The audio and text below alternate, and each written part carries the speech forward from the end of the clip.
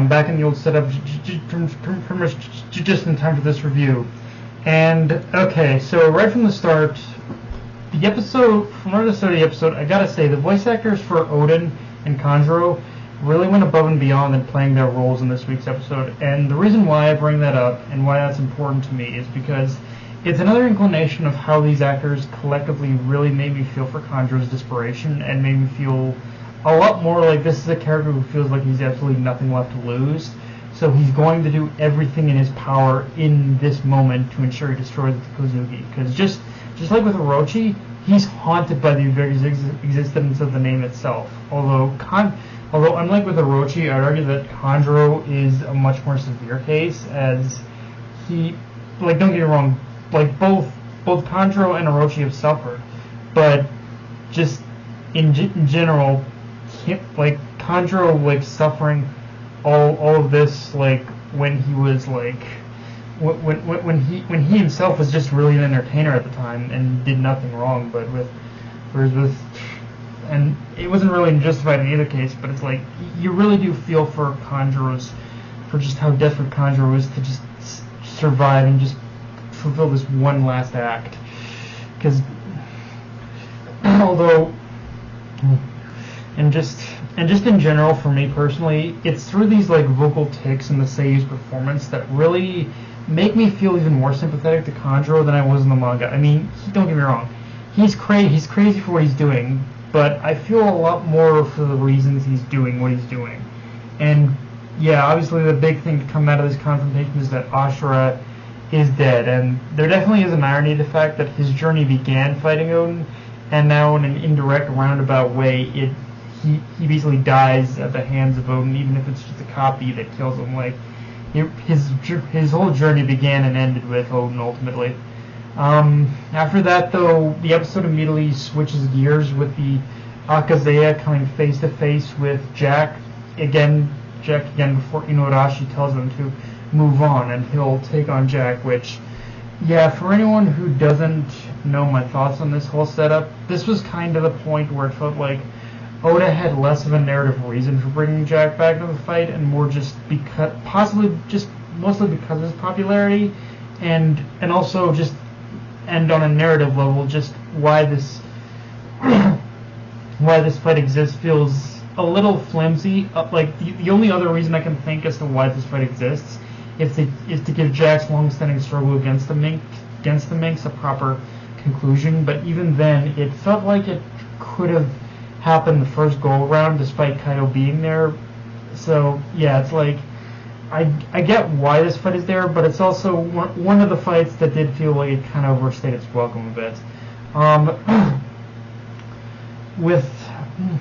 With that said, though, one thing I did overlook from reading the manga that was brought up here that I do actually like is that Dogstorm, by technical measures, is right. There's no poison gas, no Kaido, no Moon, and both combatants severely injured. Like, he's right, and Inuarashi is right in saying that they both are on an even playing field now, meaning this is going to end for one of them regardless of outcome. And I do love that aspect, that it is forcing the idea that, yeah, this fight is going to end. That obviously Jack is going to lose. Moving on from that, though, and yeah, I'm gonna need you guys to help me out here, because I'm not sure what to think about the animation during the Chopper and Queen fight portion of this episode. Like, when it got to the part with Marco striking Queen down, like, the animation exploded, and the animation was just amazing. But when we see Queen and Chopper having their verbal back and forth, the animation on their facial animation looked a little stretchy for me, almost like there were frames that weren't properly filled in by the artists, or maybe it was just the way it was presented, but something just didn't feel right in that particular part of the episode. I don't know, like, it's hard to describe, but it was, I hesitate to call the animation sloppy, because I don't think it was that, because the way it moved was actually very fluid, but it felt like the artists were having trouble we're having trouble filling in certain portions of their of the animation during that moment. I don't know, something just didn't feel right. Again, I'm gonna need your help in kind of helping me figure this one out as to what was wrong, because I can't fully piece it together, but something just didn't feel right. Of course, as we also come to find out in the episode, Orochi is also still alive and kicking, and like with Kanjuro, started a full-on tirade of revenge by starting to burning everything, which in retrospect does make it all the more ironic that although he hates Kaido and the Kozuki equally, it's his love for Kozuki that is going to be the end of him. Like, and it is the same one who pretty much saved all of the Akazeya.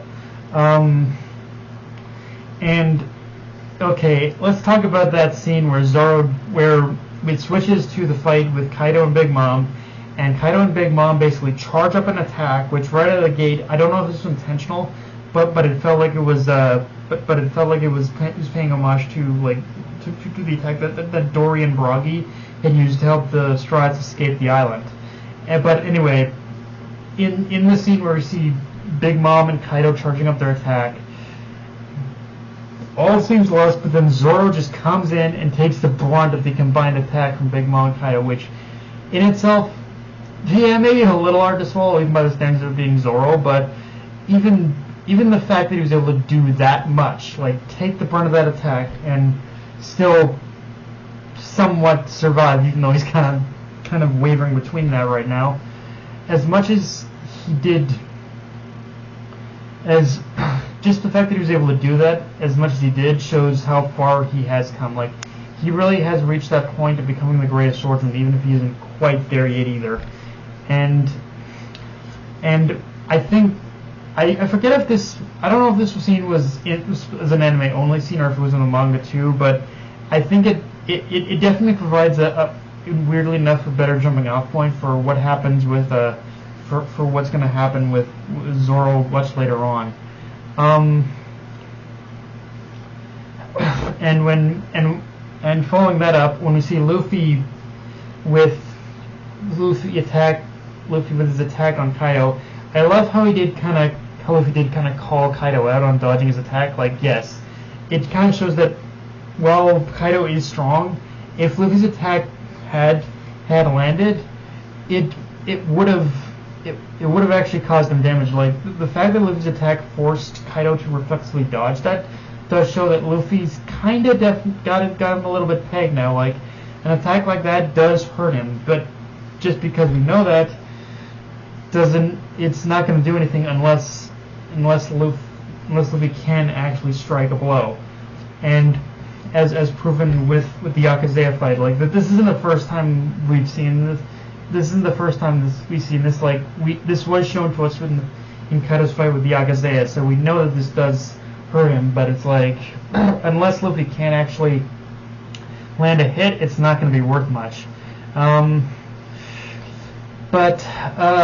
guys, that's pretty much all I got for this review. If you enjoyed the video, like, comment, subscribe. For my Twitter, Analyst Control, be sure to notification bell, subscribe button, and just shut everyone around, guys.